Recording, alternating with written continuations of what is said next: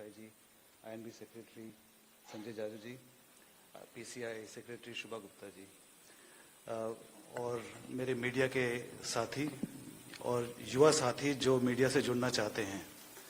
बहुत अच्छी बात है आप लोग जुड़ना चाहते हैं, because you are the future. मैं आप सबका बहुत आभारी हूं कि जो कुछ भी मैं थोड़ा बहुत जानता हूं मीडिया के बारे में उसको आपके साथ शेयर करने का आपने मुझे अवसर दिया। लेकिन सच्चाई तो ये है कि मैं इसका बिल्कुल आदी नहीं हूं। मैं कभी स्टेज पे खड़ा होकर मैंने कभी इस तरह से अपना ज्ञान शेयर किया नहीं है। For most of my 40 years of my professional life, I've been a journalist, and I've been the CEO of PTI for the last 7 years or so. Being the CEO of PTI is a management role. It's a business role. I mean, somebody has to make money. Somebody has to be concerned about making money for PTI, because PTI is the most credible news organization in India. It is also the oldest news agency in India. And its financial survival is actually very essential, because it also means that the credibility of press in India is dependent on PTI's financial survival. So, but the point is that at heart, I'm a journalist. I've always been a journalist, and I will always be a journalist. So I'm more used to sitting in the audience and listening to speeches. Some of these speeches must have been quite boring, I'm sure, and I was probably scratching my head wondering कि इसका lead क्या होगा, इसका intro क्या होगा, इसका headline क्या होगा. लेकिन I will try and not bore you with a speech. In fact, being a good journalist, I will quickly give you the headline so that you don't have to worry about what the headline is. लेकिन मैं headline दे दूंगा, इसका ये मतलब नहीं है कि आप उठ के चले जाए कि headline तो आ गई, अब आगे क्या बैठना है यहाँ पर. So, the headline, I have written it down because I didn't want to make a mistake in telling you what the headline is. And it's very critical for the young people to understand what the headline is, which Justice Desai just now mentioned. The headline is that the press is facing the biggest crisis today. There's no doubt about it, that the press, I have never seen the press facing a bigger crisis in my career at least. So why do I say that? I say that because the credibility of the press, and the credibility of the press is the very foundation of a healthy democracy. That credibility is cracking. It is cracking under the relentless pressure of global infodemic. It is cracking under the threat of fake news. And it is cracking under the fake news being aided by the slow creep of artificial intelligence. It is also cracking because sometimes we shoot ourselves in the foot. हम अपने पाँव पे कुल्हाड़ी खुद ही मार लेते हैं, media वाले जो हैं. We demean ourselves with our reporting sometimes, or rather our misreporting. We demean ourselves with our indecent rush to be the first to break news.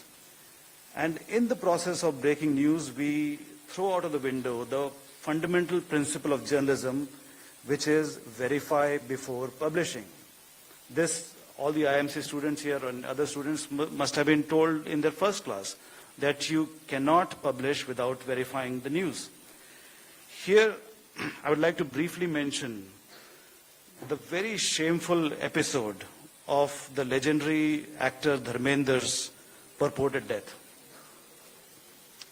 I can see that there is a reaction in the room. We all saw what happened on November 11th. Many media outlets announced that he had died. There was no attribution. This is a fundamental sin in journalism, that you do not publish any news without attribution. We did it. It was just an authoritative flash on the screens that he had died. I believe someone said that their attribution was actually a guard at the hospital who had told them that Dharmender had died, so they went and published it. Anyway, a few hours later, the family had to deny it. How sad is that? Just put yourselves in the shoes of Sunny Deol or the other members of the family. If you were in that situation, your loved one is in the hospital fighting for his or her life, and आपके society में या colony में ये बात फैल जाती है कि वो नहीं रहे और आपको डिनाई करना पड़ रहा हो, तो उनकी मानसिक स्थिति क्या होगी जरा सोचिए। और अगले दिन हुआ क्या, धर्मेंद्र जी को घर वापस लेकर आया गया, एम्बुलेंस में वो घर वापस आए। But there was no apology from us, there was no retraction, we just moved on as if we had not reported it at all. And frankly, I feel embarrassed that my fraternity can do this. But I'm also proud that PTI did not do this. PTI held back and refused to report Dharmendra ji's death because there was no confirmation from anyone authoritative. Unless we know for a fact, we do not report any news. We also did not jump the gun when Poonam Pandey allegedly died. Poonam Pandey का याद है किसी को? पूनम पांडे ने एक अफवाह खुद ही फैला दी थी कि वो मर गई हैं और सब चैनल्स ने रिपोर्ट करना शुरू किया। हमने बहुत कोशिश की पूनम पांडे की डेथ को कंफर्म करने की, लेकिन कहीं से कुछ भी नहीं मिल रहा था, तो हमने नहीं चलाया वो न्यूज। अगले दिन वो खुद जिंदा होकर वापस आई और उन्होंने कहा कि मैं जिंदा हूं और मैं कैंसर अवेयरनेस के लिए मैंने प्रैंक खेला। सो in this context, where the news has become a commodity, has become entertainment, the observance of the National Press Day today becomes even more important. As Justice Desai just now said, it commemorates the day the Press Council began its work as a moral watchdog with two mandates. One was to protect press freedom. The other one, equally important, is to uphold the highest standards of journalistic ethics. To me, nothing is more important to me as a journalist than the ethics. So the National Press Day is more than an anniversary. It's a solemn reminder of the vital role a free press and a responsible press plays in the lifeblood of our nation.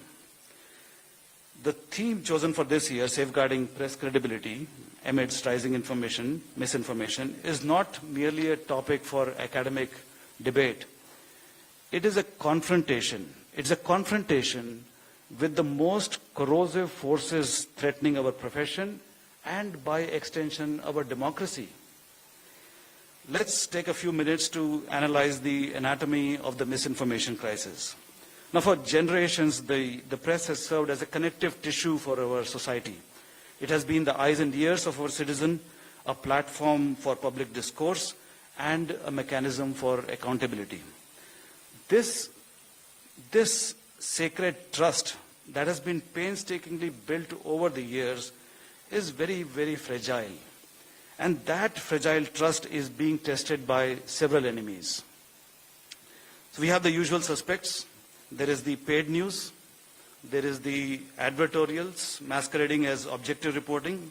And then there is the sensationalism of yellow journalism.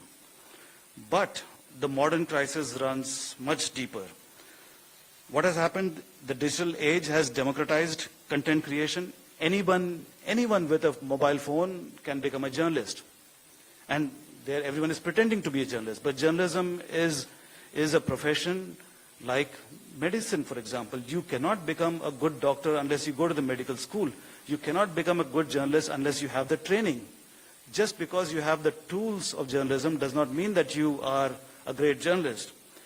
So this digital age has also unleashed a tsunami of falsehoods and fake news, often engineered for maximum emotional impact. It spreads like wildfire on social platforms. And it is propelled by algorithms, what do the algorithms do? They prioritize engagement over accuracy. The more the people engage with a news, the more viral it becomes. They don't care a damn whether it is accurate or not. The algorithm will promote it. And these platforms, in their quest for user attention, have created echo chambers that reinforces biases and they shield falsehood from scrutiny.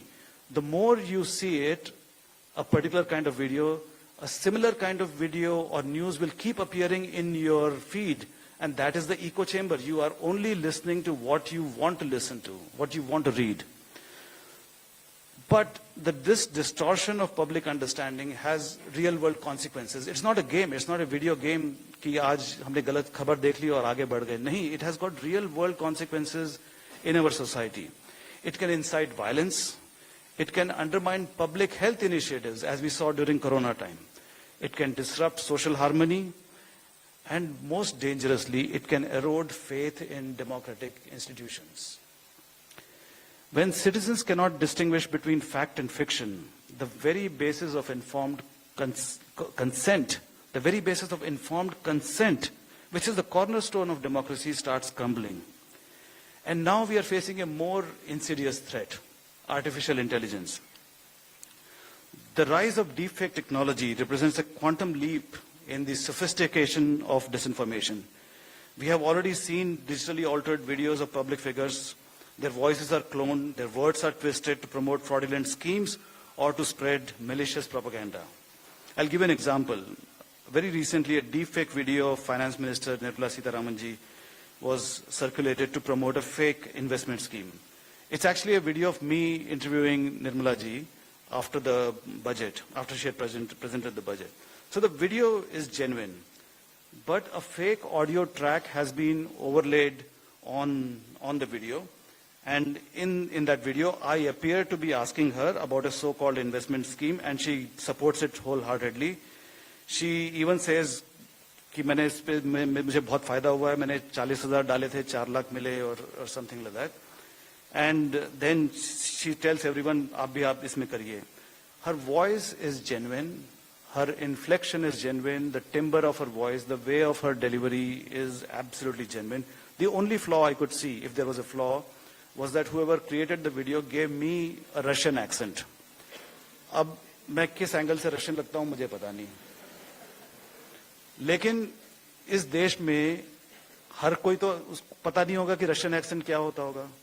If anyone hears me speaking Russian accent, will assume कि ये है कहीं से, पता नहीं north east से है, south से है, कहीं से है, वहां मे बी इंग्लिश ऐसे ही बोली जाती है.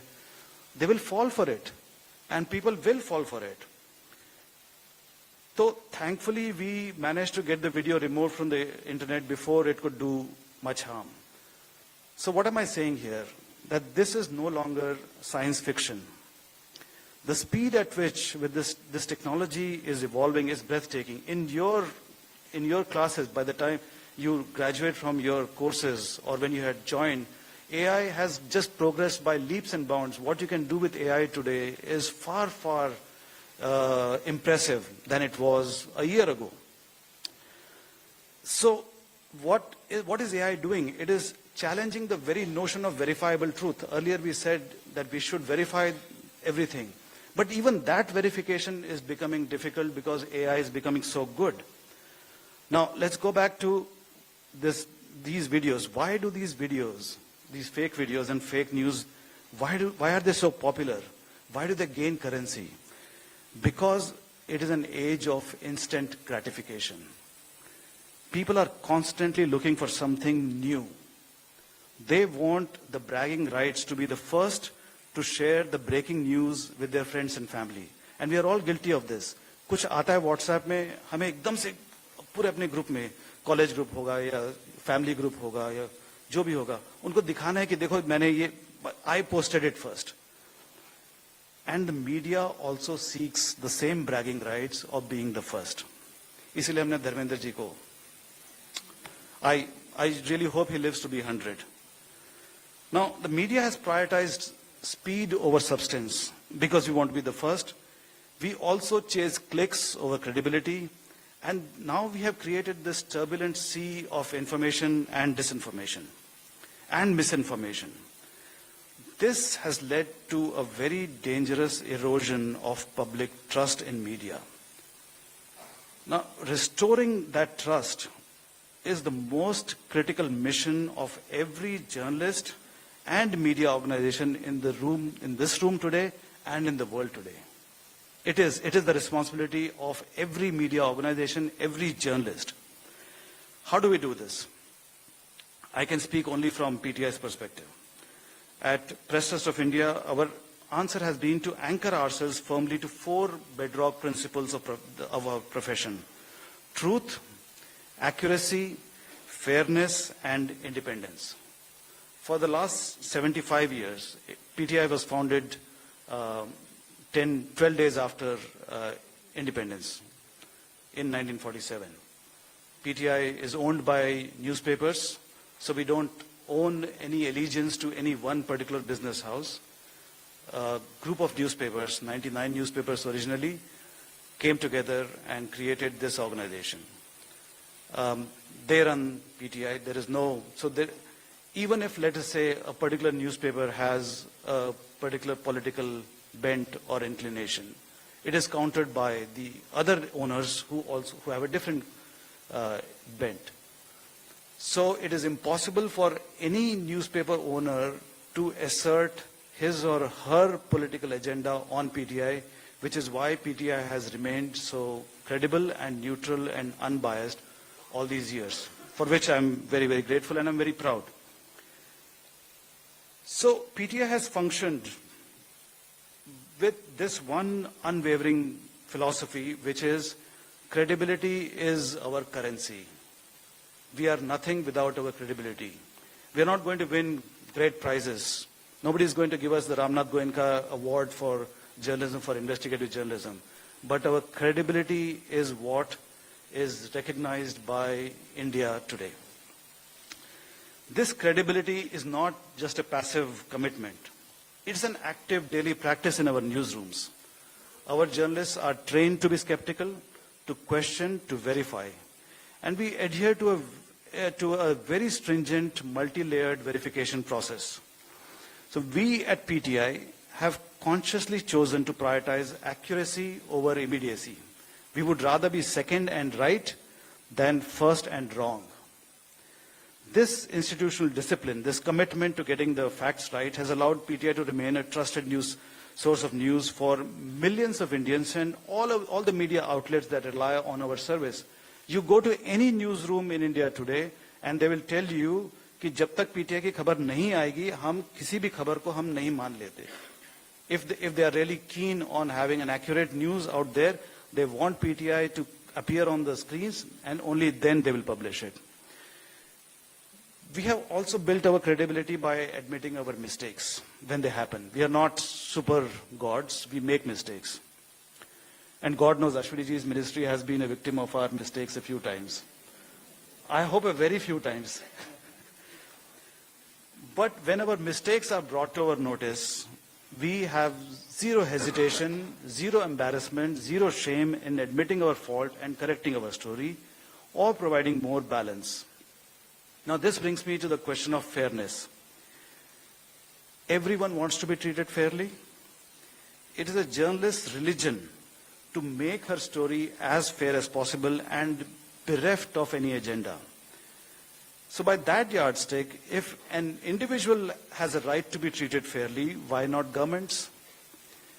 They should, yes, the government should be open to scrutiny by the media, but should they be vilified? No, they should not be vilified with propaganda, with malicious reporting. They have a right to be treated fairly. They should be given a fair opportunity to respond to criticism. They should be given a fair opportunity to present their side of the story also. I want to take a few minutes to talk about PTI fact check.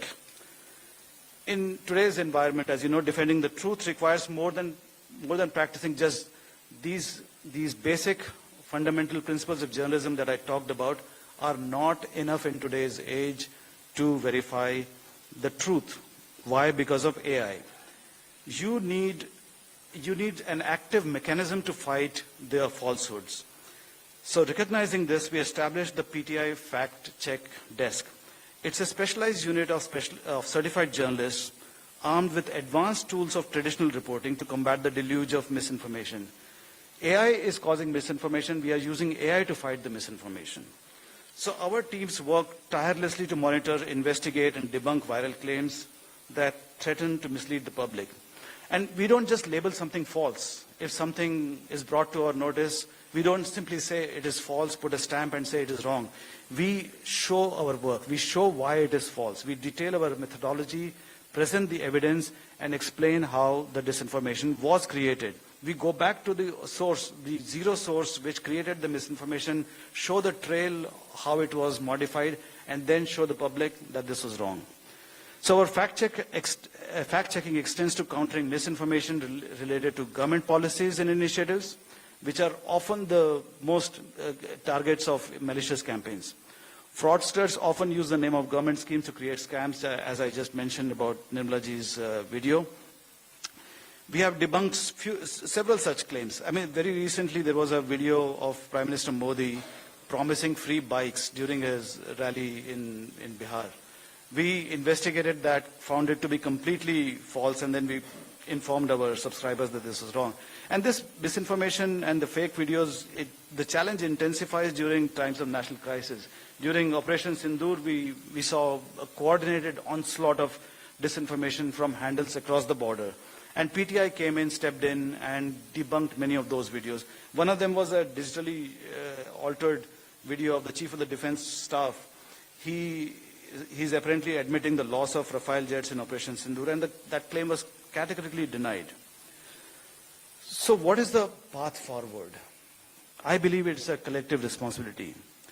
The fight against misinformation cannot be won in isolation.